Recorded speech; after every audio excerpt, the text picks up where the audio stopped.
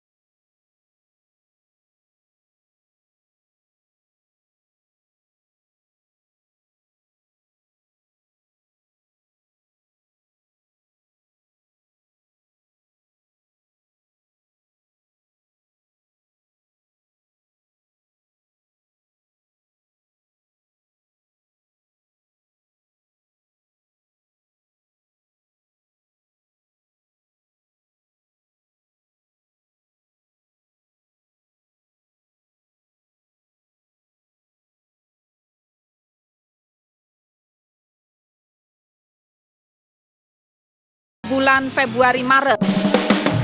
Cuaca panas ekstrim juga memicu terjadinya kebakaran hutan di berbagai daerah di Indonesia. Di Gunung Lawu, Ngawi, Jawa Timur, kebakaran hebat menghanguskan ratusan hektar padang rumput serta hutan. Dan di sejumlah wilayah Sumatera serta Kalimantan, kebakaran hutan mengakibatkan kabut asap yang mengganggu aktivitas warga. Ini karena cuacanya kering, meskipun mataharinya terik tapi tidak terjadi awan hujan. Ini memang menyebabkan udara tetap berdiam di wilayah Indonesia. Akan lebih mudah wilayah-wilayah ini untuk terbakar. Jadi seperti di daunan yang ada di permukaan ini, dia akan lebih mudah terbakar jika ada pemicu pembakarannya atau ada kondisi yang menyebabkan terbakar. Itu akan lebih sulit untuk dipadamkan, seperti itu untuk wilayah yang kering dan panas. Cuaca panas juga menghambat pertumbuhan awan yang menjadi perisai dari teriknya sinar matahari. Akibatnya, daerah yang biasanya sejuk bahkan dingin, kini akan terasa panas.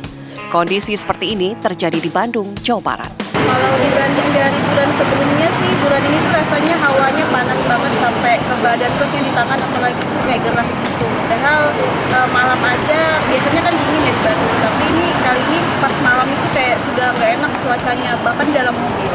Oh gitu. Jadi AC tuh nggak ngaruh. Udah sebelum-sebelumnya. Udah berapa hari dirasakan suhu panas sendiri? Seminggu ke belakang sih udah lumayan panas banget. Nah, untuk bepergian sendiri sering menggunakan apa nih untuk mengantisipasi panas sendiri? Kalau misalkan buat pakaian paling jaket atau sarung tangan. Kalau misalkan buat perawatan di muka paling pakai sunscreen. Bersiaplah sebab hawa sangat panas masih akan kita rasakan hingga beberapa pekan ke depan. Untuk wilayah Jakarta dan sekitarnya, suhu udara bisa mencapai 37 hingga 38 derajat Celcius. Sedangkan suhu udara terpanas diprediksi terjadi di wilayah Surabaya dan sekitarnya, yakni di atas 40 derajat Celcius. Saat ini wilayah Indonesia, khususnya bagian selatan, ini cenderung kering. Jadi kelembapannya rendah, lalu tutupan awannya juga minimum. Jadi karena tutupan awan yang minimum ini, matahari bisa maksimal sampai ke permukaan. Itulah mengapa suhunya relatif tinggi. Terkait potensi cuaca yang sampai 42 derajat, nah ini sebetulnya jika saya baca itu adalah terkait dengan suhu yang dirasakan, jadi real feel yang dirasakan manusia. Nah, suhu ini berbeda dengan suhu yang tercatat di termometer. Jadi meskipun suhu yang tercatat ini tidak sampai angka seperti itu, tapi dengan kondisi kelembapan yang cukup kelembapan yang cukup seperti di wilayah Indonesia ini kan banyak lautan ya, jadi kelembapannya cukup. Nah itu yang terasa di kulit manusia ini bisa semakin tinggi.